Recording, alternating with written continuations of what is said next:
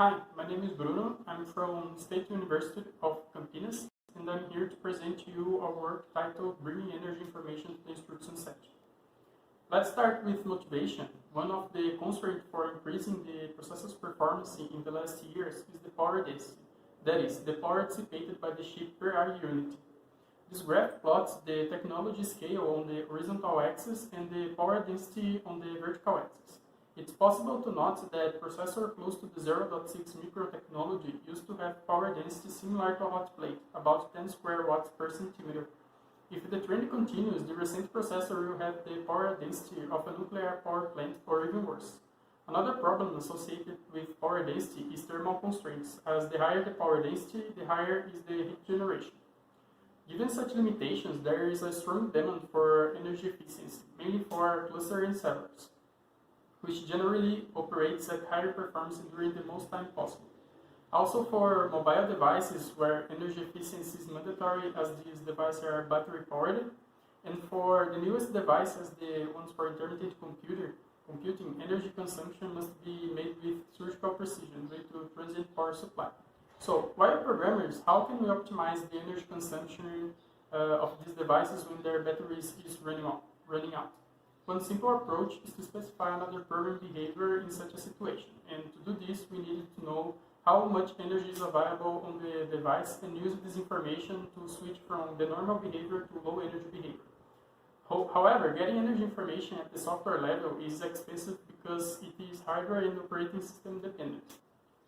A simple code example can give us an insight into how costly to get energy information at the software level can be. Supposing we have an application that at runtime chooses between two code strats to execute, the origin strat calculates the mean of a value in a vector, and the green is an approximated way of it, and enables getting the mean 2 times faster. The decision of what behavior to perform is based on the energy level. When energy is lower than a threshold, the approximated behavior is performed. Otherwise, the normal behavior is performed. In this example, as shown in line 2, the energy threshold was defined as 90,000 joules, and the under-threshold function is what verifies the current energy level is under the threshold. Let's take a look at the under-threshold function. By providing hardware register in chipset silicon, some processors like Intel's processor enable usage of interfaces as running average power limit or REPL to monitor energy and get energy information as the current energy available.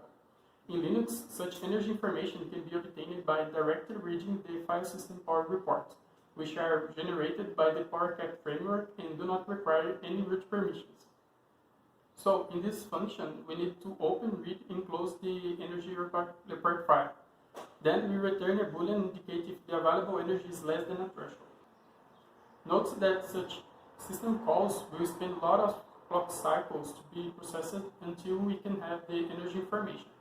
Then, at the software level, programmers do not have an efficient way to define different behaviors of an application when the device's energy is running out. And getting energy information from REPL reports can be more costly in terms of energy consumption than the savings provided by simplifying the application.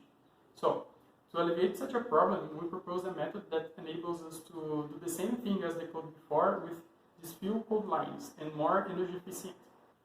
We do this by bringing energy information inside the instruction setter through a new conditional branch instruction called the print if energy low or bell.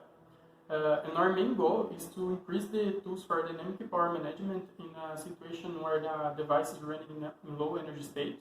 In this way, programmers can efficiently get energy information and use it to define alternative behaviors, which in turn allow more energy efficiency when defining when a routine or code stretch needs to be performed, not performed, or approximated. As we implemented our bell inside the RISC-V instruction set, let's understand how conditional branches work. This field represents the branch format. The first field is the opcode. It defines if the instruction type is conditional or not conditional branches, arithmetic operation, and so on. So, this code is fixed for each instruction type. The second field is part of the immediate value that is used to compose the print target. The bits of the immediate value is partnered to keep the field fixed and compatible with other instruction types.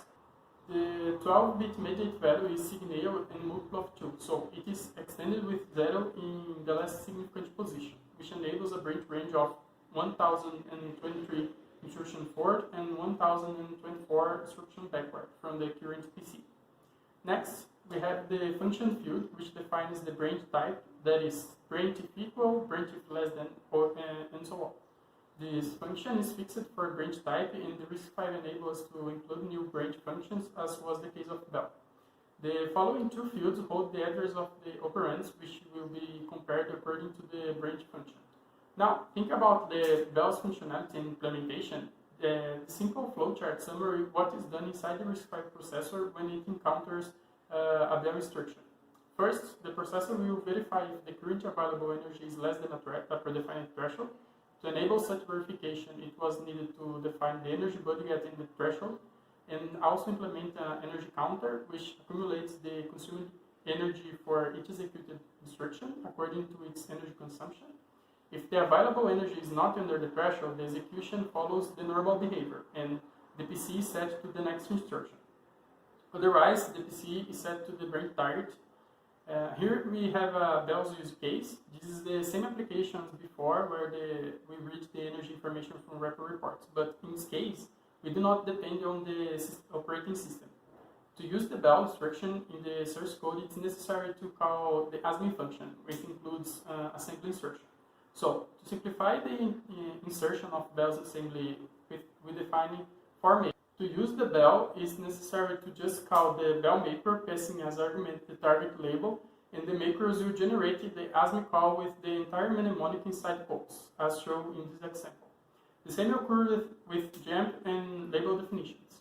It's important to note that the replacement of the makers is made during compile time, and they are all supported by the compiler in a way that does not affect the performance at runtime. Here we have the same two behavior for calculate the mean, but in this case, the Bell instruction is who selects which behavior will be performed. If the energy is lower than a threshold, the application breaks to the skip full mean target. Otherwise, the normal behavior is performed and the application jumps to the end mean target to avoid executing the approximated behavior. Basically, a go-to. Note that the verification about the energy level is supported by the processor and does not require OS calls, which reduce a lot of number of clock cycles needed to obtain the energy information. Here, comparing the two approaches in terms of code lines, we can note that using Bell not only is more energy efficient, but also demands less programming effort. To evaluate our proposed instruction, we use applications from different benchmarks. To adapt each application, two types of modification was thought of. Simplification with the simple skip some code stretch, and loop perforation, which is a way of reducing the number of iterations of a loop, as the two previous example where the mean was calculated half of the data. The method used to compare the output of the original application with the adapted was the mean error, or MEA, for numeric outputs. The matrix MEA is just a variation of the mean error metric, which is applied to each element of the matrix. The mean AD is the mean of roaming distance used for estimating the error in string outputs. Finally, the mixed metric is just a combination of roaming distance and mean error, as the nucleotide has both output formats. For more details, we suggest you refer to our paper. All the simulations were performed using the Spike simulator, which implements a functional model of the RISC-V.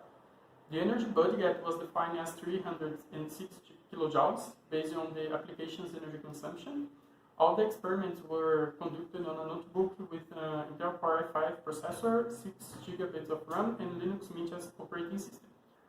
Here we have an example of three possible use alternatives. The original task at the left is just a matrix initialization. At the upper right, we have an example where the initialization is completely skipped. At center right, if the energy becomes lower than a threshold during the execution of the external loop, the application ends the initialization. And to the right, it's a similar case as the previous one, but ends the initialization inside the internal loop. These examples show that the Bell enables more flexibility to define another behavior beyond the original and in different granularities. To better explore the behavior of the applications, two different energy thresholds were defined, 5 and 25%, which means that Bell instruction will degrade performance while the device has more than 5 and 25% of its total energy respectively, Put in another way, the bell instruction will only be effective in a small portion of the total execution. The third threshold was set as 100% of the total budget, which means that the entire application is executed in low energy mode, which enables the maximum benefits of the bell. Logically, different uses of bell results in different energy savings. Different from the other applications, the black codes enable us to define the number of iterations to perform the core application. The higher the number of iterations, the more precise is the result. The graph shows three different numbers of iterations to black codes, that is 100, 10, and only one iteration. The energy reports in the graph show the energy improvements over the original application. It's possible to note that the impact of bell usage can vary drastically from application to application.